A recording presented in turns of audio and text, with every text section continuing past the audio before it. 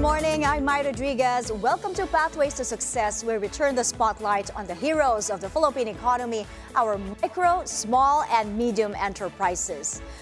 We follow their inspiring journey and give great insight on what it takes to scale up their business.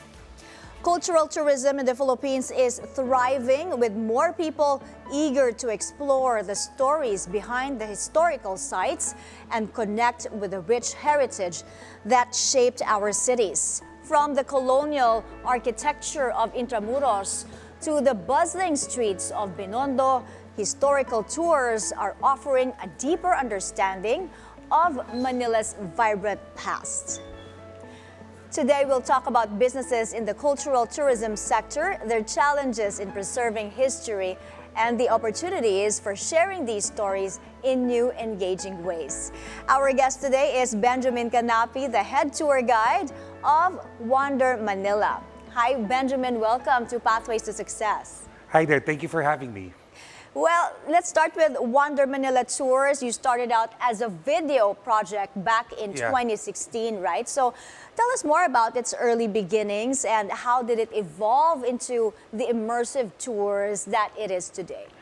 Okay, so back in 2016, I had this vision of like doing a web portal that just featured elements of Metro Manila that were interesting. I just wanted like a different take on Manila because it's easy to get lost in the narrative that Metro Manila is confusing or confounding or chaotic, which, let's be honest, it is. But it is. It is. But there are a lot of nice places in between, nice experiences. And it's really not an accident that a lot of foreigners, they may not see the Philippines as the primary destination when you go to Southeast Asia, but you do see a lot of them staying longer, always being attracted to the pleasantness of the people or how easy it is to adjust there when you're here. So there has to be something good going on in the city. So I wanted to highlight that. But the thing was, back in 2016, it was hard to create enough videos to justify an entire website, granted that I was working like one or two jobs at a time. And it's just really hard to balance these things. Now, one thing that I was also experimenting on was to do guided tours. And I was really new at it and really didn't train for it at the time, but I just kept doing like these small tours, just inviting some friends or anybody interesting. And it just kind of grew and grew. And when I got more confident in doing guided tours, we made the decision to just shift into like a walking tour group instead. So you're in the business of bringing Manila's history to life for others. Yes. So getting into this business of historical tours, what inspired you to do this? How did you get involved in this? Okay, now growing up, I was just like everybody else living in Metro Manila. That you wake up, you go to work, you come back, and you curse the traffic. You like kind of wish that everything else was a little bit nicer or stuff like that. I think what changed for me was back in 2006, I attended a guided tour in Intramuros. We were basically accompanying my sister and her husband, her foreign husband. And so we all tagged along for the trip. And the group and the tour was staged by Carlos Celdran. And then it got into a point that we started talking about the Battle of Manila. And that kind of shocked me for a bit because I don't remember learning that in school. And I like to believe that I studied in pretty good schools, and I couldn't believe that that thing happened and it was not taught to us properly. At least not in the way that Carlos explained. So I started doing my own research, and not only did I find out that it was true, everything that he said was true, there was more to it. So I started, the more that I had, the more that I got interested in Manila. And then one thing led to another. I started supporting Carlos's projects and other initiatives within the city of Manila, which kind of led me to thinking about the video portal, which eventually led me to tour guiding. So there, you do immersive, experiential tours. Yes. What is the aim? I mean, what experience do you hope that guests can take from this? I think I can simplify that to like one salient point. I just want people to have a more holistic, complete view of what Manila is. Beyond the traffic, beyond the chaos, I want you to see that Manila once upon a time was progressive modern city, one of the more important cities in the world because of its role in trade and commerce, which showed in its structures, which showed in how people regarded the city at the time of the Spaniards and the Americans, and that the city that we have now, while it still reflects the past history, does not reflect all of it. So we hope to fill in those blanks through the stories we tell during our tours. And it's also for foreigners, right? For foreigners to discover Manila, Yes, and yes. for us, for Filipinos, to rediscover what it is, right? Its rich culture, its history. So, but what have you observed in terms of, interest in local history and culture among your guests? Okay. Now, it's easy to assume that guided tours are really for the foreigners because they're the ones who really need to, the ones who really need to be filled in. They're the ones who have zero knowledge of the place and would have more interest as a result. But lately, post-pandemic, we have seen an increase in local tourism. Basically, Metro Manila, residents of Metro Manila and just slightly beyond, coming over in bigger groups, going around Manila by themselves and taking tours, not just from my group, but other groups, other groups in the ecosystem as well. And these could be more bespoke field trips. This could be company outings. This could be as simple as friends and families re-exploring the old cities at the same, sorry. Yeah.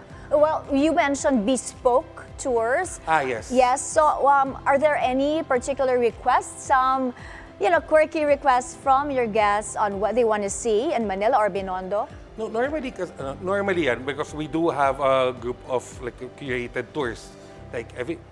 Every tour guide working in the National Capital Region simply has to have an Intramuros and a Binondo tour. Yeah. That's given. That is expected. And that's where the money is.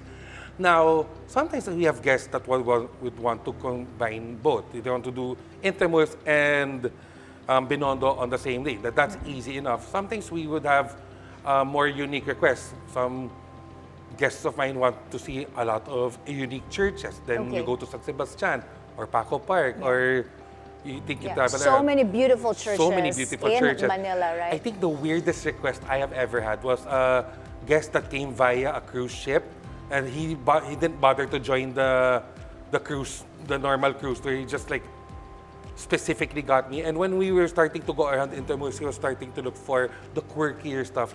We want the weird. Do you have the weird quirky stuff? And I'm like, okay, where can I bring this guest that's weird and quirky within the general area? I brought him to Divisoria. Oh, okay. I brought him to Divisoria. I brought him to the First United building in Escota because, they have those shops at the bottom of the building. I brought specifically this store called Glorious Diaz, which would recycle old clothes into new things. So, okay, you want your quirky, you want your groovy, there you go. Okay, so beyond Divisoria, there's Binondo. Is Binondo just about food, or there's more to it? No. Far from it. I mean, Binondo is the oldest Chinatown in the world, and because of that, while you can't see the history of it just based on looking at the structures because there's so few left. Most of it is in Escolta pa nga. You need to approach Binondo from a historical and cultural perspective. So if you want a full Chinatown experience, you want to talk about the Chinoy heritage, it's not just Binondo. You need to go to San Nicolas, where you'll still see a lot of Spanish-era houses in that area. Like there's even an old courthouse. It's an old courthouse, and some of the older markets are still there. There's even a museum in that area. You go to Binondo, you can see some of the older buildings, but the devil is in the details. You go to the buildings where they have some of the small temples, the places selling the knickknacks, the ingots, for the for Chinese funerals or for Chinese traditions, the lanterns and all of that. Binondo is known for its food, and rightfully so. But discussion on heritage tours, we will talk more about that, Benjamin. But before we dive into the unique challenges of this business, we are taking a quick break. Stay tuned to Pathways to Success. We'll be back.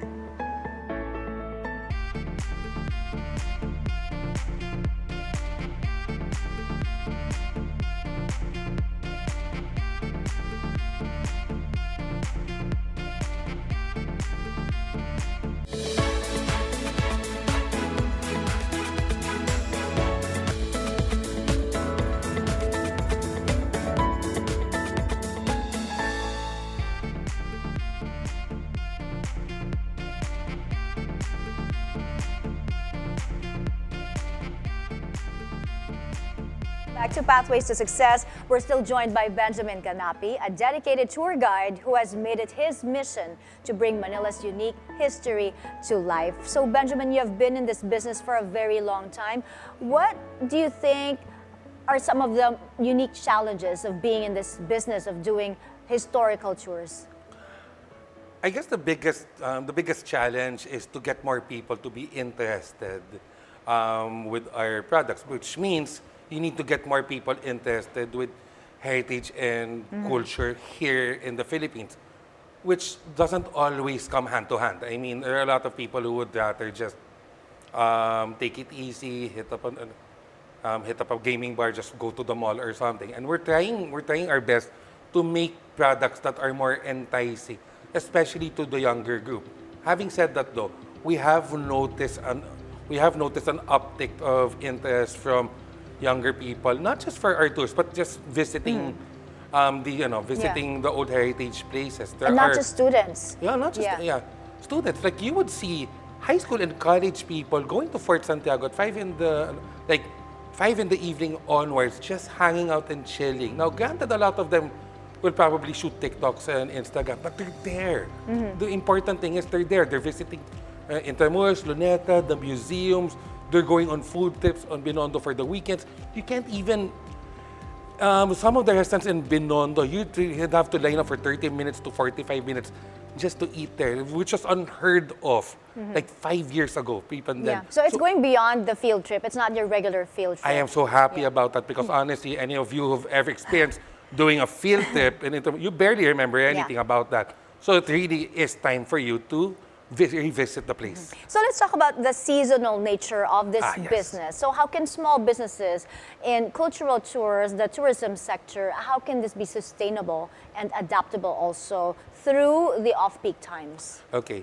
So off-peak season for tours is usually coincides with the rainy season of the country. Now, the peak season is actually it's going to start now, will extend until like very early March. Because that's this is the balikbayan period, this is vacation period and everything. Summer, it will still carry on over, but it will diminish a little bit. The rainy season is going to stop. I think the challenge for here is if you have enough compelling products or you have or at least your reputation precedes you, you will still get some action here and there because there are still people who do take tours during this period of time. But more importantly, and this is a challenge for not just me, but for other tour guides and heritage advocates, you need to find other platforms to get your message across. This has not been, there's no easier time to have done this than the current period now that we live in a period that everybody can access the internet on their personal devices. You can go live streaming and everything. There's nothing stopping other people from exploring the online space. And speaking of challenges, you went through the pandemic, but you pivoted to doing virtual tours. Yes. Tell us about this transition, how quickly were you able to adapt to this? Now, prior to the pandemic, actually tour guiding was just like something I did on the side, something that gave me joy. But I'd be so happy if I got like 4 tours per month. Now, we were tractioning upwards leading up to the pandemic, but of course, the pandemic shut down all tourism activities for the next year and a half. But even the day job that I was a media practitioner prior to all of this. I did work in the networks before, but so going into virtual, talk about the virtual tours that you did. Yeah. So by the time, that's why I used that media background for my virtual tours. Because there's a time that everybody was doing Zoom experiences. So we were able to do tours like at least for Zoom, we'd flash some pictures, some videos, and then to be appreciated by small groups. The reason that became the pivotal moment for us was when we did a Halloween tour of Intramuros, but online. And then we expected that maybe like 50, 100 people might watch it because it's Halloween. We might get a few, make a little money out of that. That'll be fun. But just announcing that we were going to do it in 2020 was such a viral event that like 18,000, it got 18,000 reactions and all of that. People started talking about patching in, making an event out of it. screencasting it on TV. Like, and we Yeah. even got interviews from other news outlets, and we were like shocked and worried. So we ramped up the production values. We went to interviews. We shot some stuff here, No, and then yeah. I figured out a platform. I figured out a streaming platform called OBS would allow me to do something along the lines of like live switching. So switch from me, switch from the screens and So everything. now, Benjamin, people do like dark tourism. Tell us about what you offer in this particular genre or field. Di ba you offer what you call Dark Manila? No, we offer a tour called the One Night in Intramuros tour. And yes, specifically, it is a dark history tour. Now, dark history is basically a type of tourism that focuses on the more macabre and violent aspect of our history. And admittedly, Manila has a very dark past because of, 400 years of subjugation, the Battle of Manila, and everything in between. That's basically it. So we have to take another quick break. Up next, we will explore opportunities for local entrepreneurs in helping preserve and share our heritage. Stay tuned.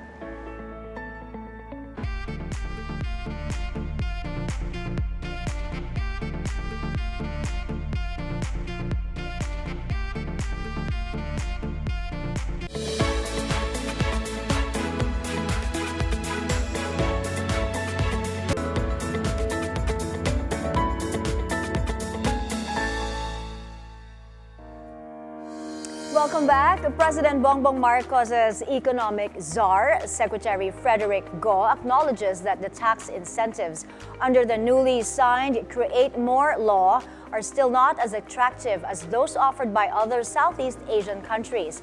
However, he stresses that investors still have other options to consider. The Create More law reduces the corporate income tax rate from 25% to 20%, a move intended to make the Philippines a more competitive investment hub in the region. Pwede po sila mag-avail ng 5% gross income earned na tinatawag. Ito po ay ang paborito po nila. Ito po yung binibigay ng Clark Development Corporation. Ito po yung binibigay ng PEZA, ng Philippine Economic Zone Authority. Ito po yung paborito nila. Kaya po yung mga malalaking semiconductor companies, for example, like Texas Instruments, Analog Devices, yung gustong-gusto nila maging PEZA registered. Iba-iba po yung incentives na binibigay ng mga kapitbahay po natin. Ang isa po kasing pinakamalaking binibigay ng mga kapitbahay po natin ay yung energy subsidy. Kumbaga, mura ang kuryente po. Correct. Tayo kasi po, we are the second most expensive country in Asia when it comes to power. So, kailangan po natin bumawi sa ibang bagay. Secretary Go also highlights the importance of the law on the agenda of the Board of Investments, emphasizing its potential to drive economic growth and attract new investors. Ang problema kasi po natin nung pinasa yung Create Law dati, maraming foreign direct investors ay nadismaya at hindi nagtodo invest sa Pilipinas. Kaya po may konting lag tayo. But we have to do the right thing. We have to lay this groundwork to promote the Philippines again as an attractive investment destination dito sa Asia. Kasi po, kung titingnan mo in the last, sabihin na natin 5 years, karamihan ng investment ay pumunta na sa ating mga kapitbahay sa Neighboring Southeast countries. Asia. Opo. Yes. So we really want to bring them back here, to bring back the jobs to the Philippines. The Create More law, while still behind other countries in terms of tax incentives, represents a strategic move to make the Philippines more attractive for business. By lowering corporate taxes and simplifying incentive structures, it's expected to encourage more local and foreign investors to enter the market. Now back to our guest. Still with us is Benjamin Canapi, a heritage tour guide from Wander Manila. Now, Benjamin, looking to the future, what are some of the experiences or the new experiences or goals you hope to introduce to make historical tours even more impactful? Okay. I honestly believe that we're just scratching the surface of what we can do for the things or the tours or the experiences that we can do for our local and foreign guests. Like, for example, Wander Manila has a mission that we want at least one walking tour or one experience per city. So that, yes, that includes places like Caloocan, Las Piñas, Pasig, San Juan, which don't necessarily figure into the tourism circuit, but there are stories to be told there. Some of those cities are easier than others to develop products for, but that's the challenge. Number two, there are other experiences that we can look into, like food, I guess we can talk about bar crawls, food crawls, food demos, for example. We do, there's currently no product in Manila that discusses how to do, how to cook basic Filipino cuisine. And that's such an attraction when you go to other places like Thailand and Malaysia. Why can't we do that here? Something more simple. I would love to have experiences, for example, in Intramuros, where you can go to a place, change into Filipiniana, and get your photo taken. Something that you will see everywhere else, and you don't have it. And I would love that to be more of a thing here. Intramuros administration tried that last Halloween. It was fantastic. We need more of that. And we need to have them explore what a vibrant city Manila is. Yes. With, the rich history made even more richer with, influences from the Chinese, Spanish, and Americans. Yes. So thank you for joining us today. We have explored how cultural tourism is not just about learning history, but also about creating lasting experiences. It's a great reminder of how passion and authenticity can turn a local story into a thriving opportunity. I'm Mai Rodriguez. Join us again tomorrow for more insights, only here on BNC, the Bilyonaryo News Channel.